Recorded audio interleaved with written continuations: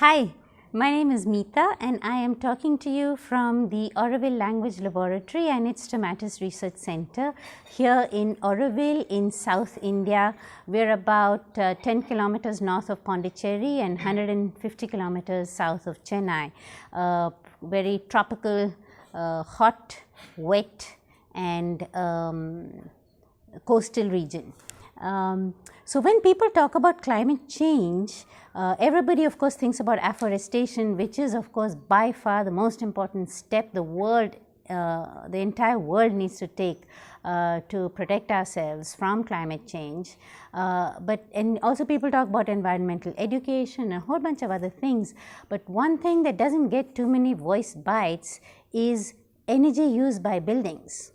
So as the world is growing, this juggernaut of economic development is happening.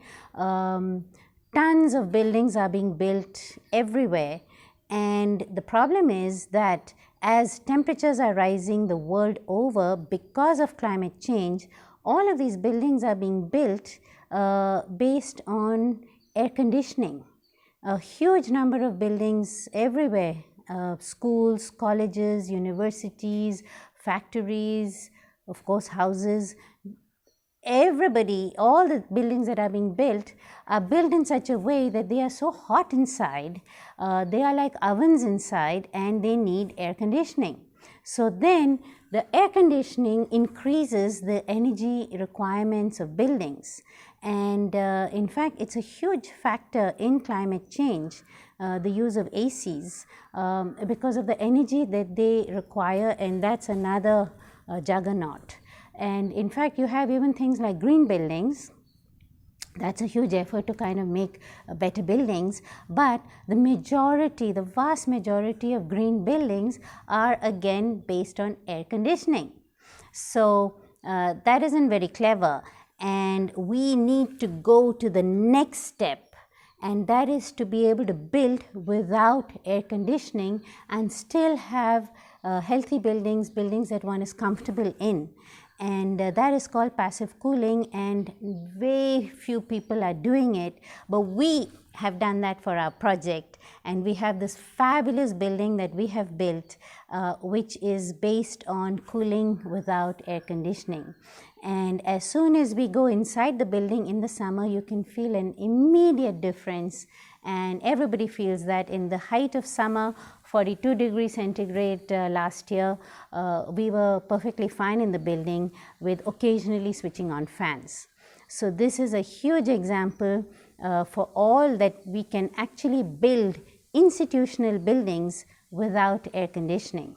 Of course, we have a whole lot of other aspects of our building which make it fantastic and actually a healthy building where we feel good inside.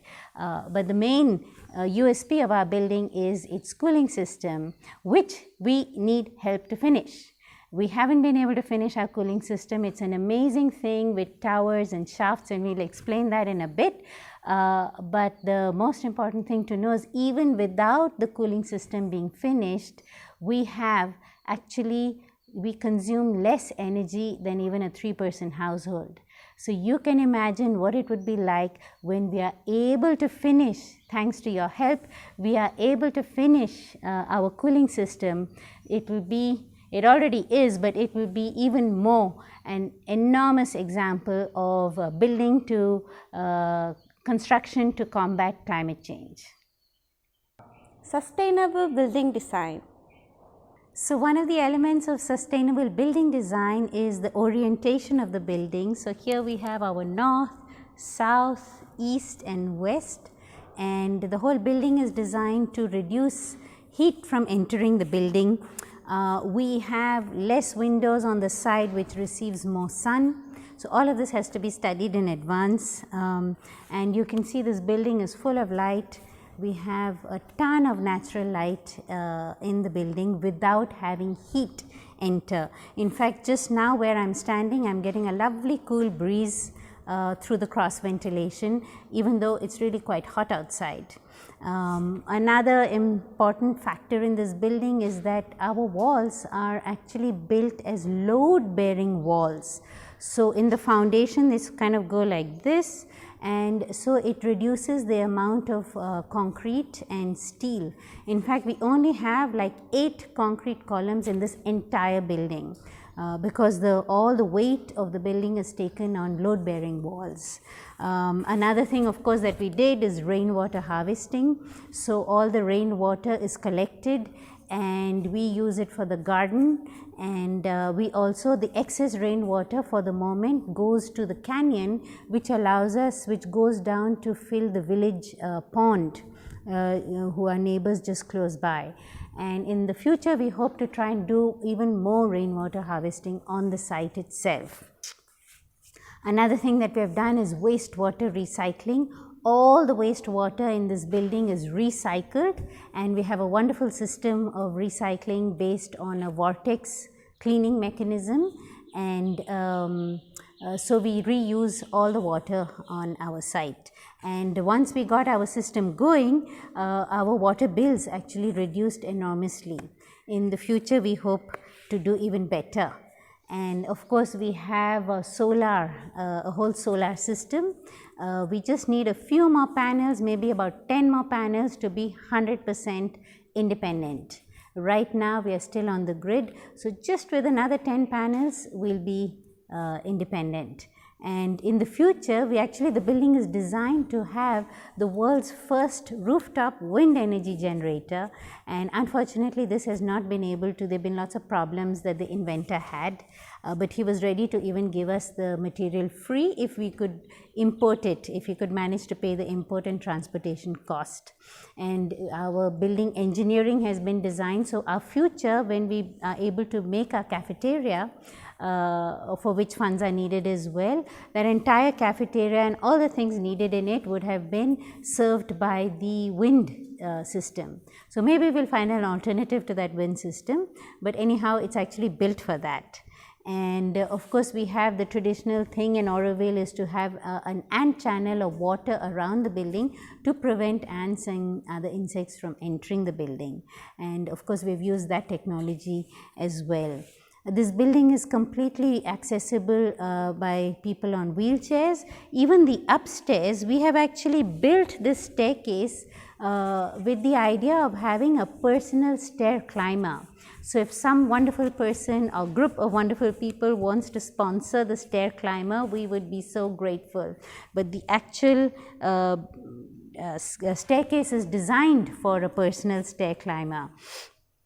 And of course all the sizes of the doors and everything were made in so that anybody in a wheelchair would be able to use the building. And of course we have an accessible toilet as well. And another very important aspect is that we took into account the telluric energy system. So, this is again traditional Indian knowledge as well as traditional Western knowledge. There are things like Hartmann lines which need to be corrected. So, we actually did that. Again, all this is with friends who helped us, and there was a whole work to do with the energy lines in the building.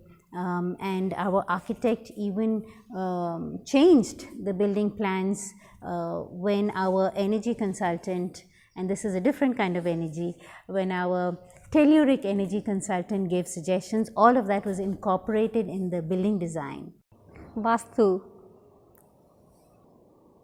So this building is a Vastu compliant building, and what Vastu is the traditional ancient knowledge and science of architecture, whose purpose is to balance the human being with the cosmos. So all that knowledge is actually built in thanks to our architects who brought in that knowledge in the building and designed around it. So this is why this magic courtyard of 11 by 11, it's the traditional knowledge combined now with modern knowledge. Cooling without air conditioning.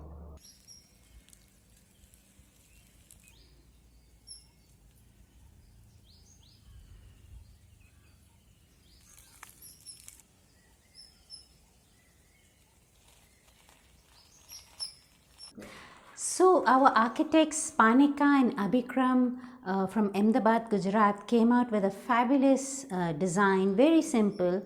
All fabulous designs are simple. Very simple design based on towers and shafts.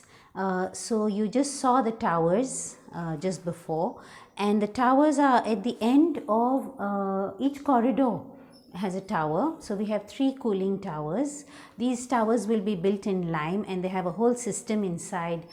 So the wind vents, so the wind will come inside, the air will come inside from the top of the tower, come down, and these are the underground. There's an underground tunnel underneath our corridors, and there's a whole system of shafts, inlet shafts and outlet shafts. So these are the inlet shafts. These are ones we managed to finish in the COVID year. We somehow managed to finish these, and these are shafts that we haven't yet finished.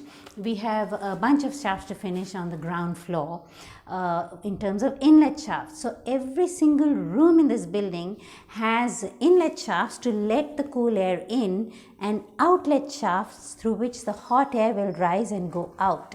And at the end, on the top of the outlet shaft, will be a ventilator, mechanical ventilator, which just turns by itself due to the hot air rising, and that will actually suck the cool air from the towers through the underground channel and through the inlet shafts. So it's actually a kind of a sucking mechanism.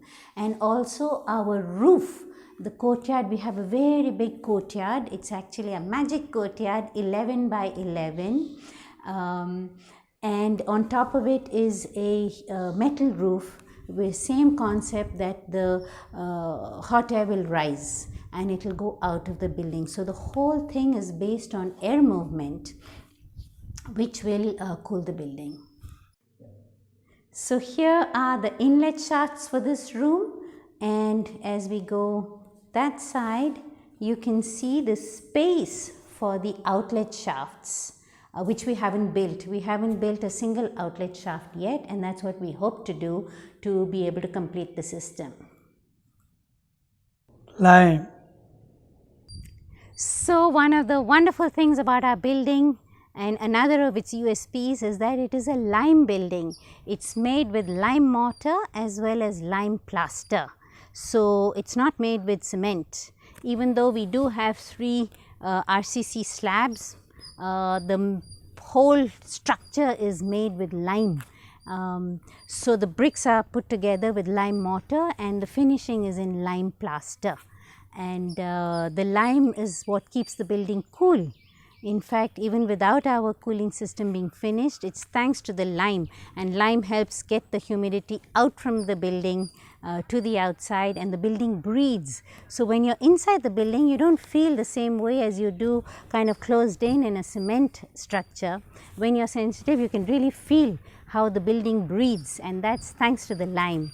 And lime should not be painted because the pores need to breathe.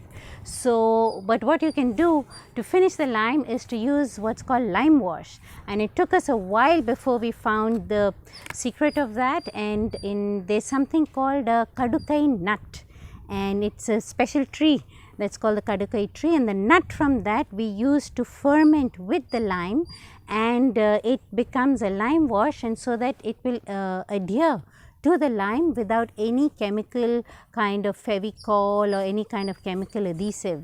So without any chemicals, we are able to do the lime wash and have this lovely color and maintain the building. Probiotics. Another wonderful thing about this building is that it is a probiotics building. So you probably didn't know that probiotics can actually be used in building construction. But this is again thanks to other friends of ours who are experts in the matter. We actually used probiotics from the ground up, from our foundation up. Probiotics, which are microorganisms, were mixed in the water that was used in the building from the bottom up. And probiotics have a lot of qualities, including preventing fungal formation, cleaning the air. They produce antioxidants, and in the atmosphere we used both liquid as well as solid probiotics for the building. And we continue to be a probiotics building because all our cleaning is done with probiotics. We also use probiotic soap, and so we are completely chemical free. We try to be completely chemical free in our building use, and that's thanks to the miracle product of probiotics. Sustainable building practices. Another kind of sustainable material that we used in this building was vermiculite. So we used that as an insulation for the roof. So we had to cover the RCC roof due to various reasons. We couldn't implement the sustainable roof that our architect had originally wanted. So we were obliged to have RCC for various reasons, and so we had to cover the RCC roof with an insulation, for which we used vermiculite. Another thing that we discovered is a fantastic product which is called Cool Roof. It's from Trichy, and it's actually a lime coating. So we covered our roof with the lime coating, and this coating actually reduces the temperature inside by several degrees. One thing we tried to do was to reuse building materials, and both on site and within Auroville. So on site, what we did, for example, the lime used to be fermented in these very big vats, and when that lime work was over, we reused those vats in our wastewater system. So instead of buying more again. So that was reusing materials, and all the rubble from the building site we actually gave to the road service to help with the Auroville roads. We also try to reuse as much as possible even what we do in our daily life in the building, and as well as while making the building. So we had these computer tables from 2003 from our old building. So we have reused those computer boxes in our MediaTek as a place, as boxes to hold all our books, dictionaries and so on, which are part of our library. Thanks to a friend of ours who had done a lot of research on the topic, we found out that fly ash, which is actually being sold as, cement is being sold with fly ash, and there's a whole promotion of that. It's because it's a waste product of coal production, of energy production, and so fly ash has a lot of negative cancer causing effects. So we made it a point in our building to use cement without fly ash. It's called OPC cement, or ordinary Portland cement. So the cement that was used for example the 3 slabs, all of that is only without fly ash. It's OPC cement. It was also part of our commitment to make a healthy building. So our building isn't simply ecological, it's also healthy. Another thing that we did in this building is that we used second-hand or fallen over wood for the most part. About 90% of the wood, for example, these entire wood frames of all our doors in the building, and also many windows, they're all from old colonial houses, where they sell those houses and then you can buy the entire wood from a house. We have brought all that second-hand wood because Pondicherry was a colonial town, in erstwhile French colony. So this is possible here in this area. So that's what we did. We got these old wood and then had to rework the wood, and all of our frames are done like that.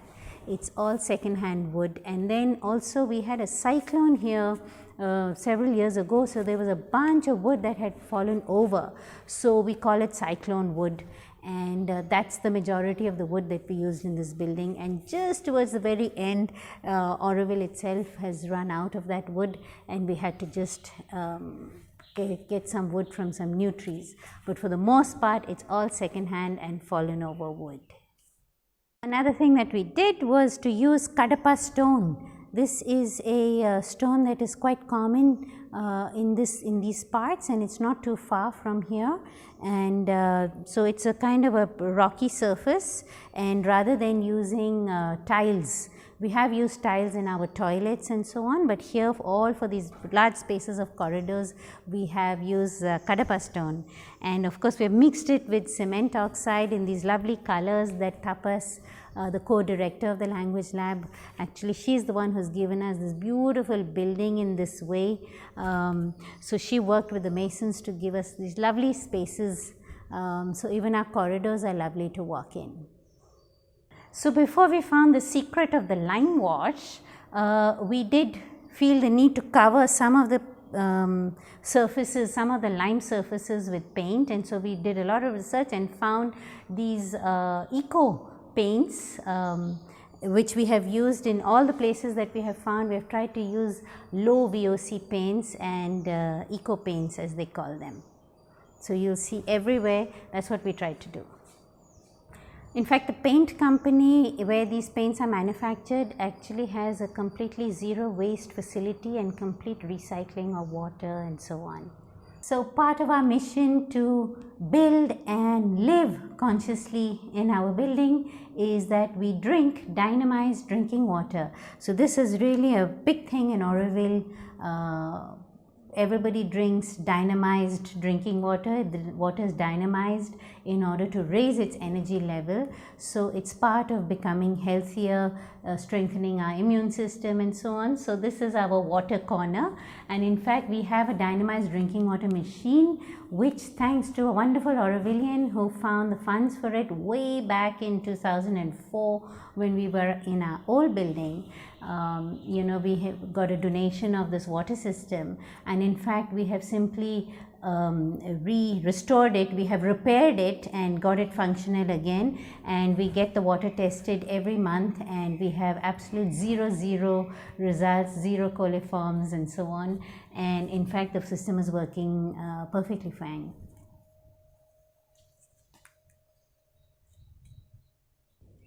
So we definitely had to cut a few trees. I think there were 5 trees that we cut for the building, but to make up for that we have planted, I think, more than 15 trees. So you always have to plant more than you cut, and we have done that on site itself. And the other thing that we kept in mind is that we would like for our future cafeteria to have all the things that we need for that cafeteria coming from the site itself. So here you see our bananas, and behind me that's a kumquat, and we have a whole bunch. We have Thai lemon that a friend gave us, and a whole bunch of things that we need for the cafeteria. We have already planted, and we will plant more for the future.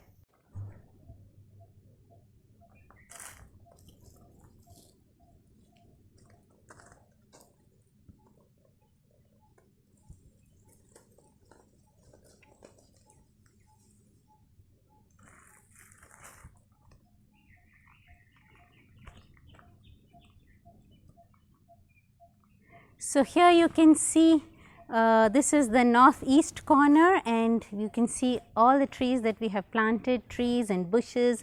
That's the Buddha, known as the Buddha bamboo, and all of these trees are trees that actually we have planted, I think, in around 2017, and now we are in 2021 and they are already so big and beautiful and also providing shade to the building. Electromagnetic compliance. Another very unique feature about this building is that it is electromagnetically compliant, and what that means is there are no fields released by our electricity coursing through our cables, and all the equipment that we use has a very special earthing. In addition to the regular electrical earthing, we have electromagnetical earthing. In fact, we have a whole system in this building it's like a cage, it's built like a cage of Faraday, and so this is why we ask people within the building not to use mobile phones. We don't have any wireless signals. Anybody who comes with laptops which have wireless, we ask them to switch it off and use our Ethernet, We have very fast Ethernet connection. All the internet in this building is wired rather than wireless for this purpose, and that's because we have a theory that children on the autism spectrum, because we do a lot of work with children on the autism spectrum, but many such children are electromagnetically sensitive. So they are reacting to all the electromagnetic fields in the atmosphere which are coming from mobile phones, equipment, and in the atmosphere. So we have actually built this building to protect them from that, and that's a very fundamental aspect of this building. We even found the way to do research on our lights, that we used LED lights, but LED lights also transmit a lot of electromagnetic fields. So we actually found the way to create our own LED lights in this building without that problem. The drivers, which AC/DC drivers which cause those fields, have been totally removed, and a totally new design, again thanks to our friend and our own team. The research of our own team has done this. All our lights are, even our lights are electromagnetically compliant. Low electrical consumption. Of that put together, so we have tried to bring in all of these different elements to one, have very low electrical consumption, so that we will tread lightly on the earth. That is our inspiration, and we hope that all of you will be inspired by this whole ensemble, where what we have tried to do is to build sustainably, healthily, and consciously. It's a sustainable, healthy, and conscious construction, and an example for the whole world. We hope everybody will get to know about this building, will be inspired to build in this way, and in this way it would be a major example of construction to combat climate change. So we are really happy to have been one of more than 100 projects chosen by Global Giving to be part of their climate action campaign. This campaign is to help climate warriors, climate activists from all over the world. There are some absolutely fantastic projects participating in this campaign, and we are so proud to have been chosen. So this campaign will run from April 19th to 23rd, and all donations up to $100 are actually going to receive 100% match from Global Giving. So that is incredible, 100% match for all donations up to $100.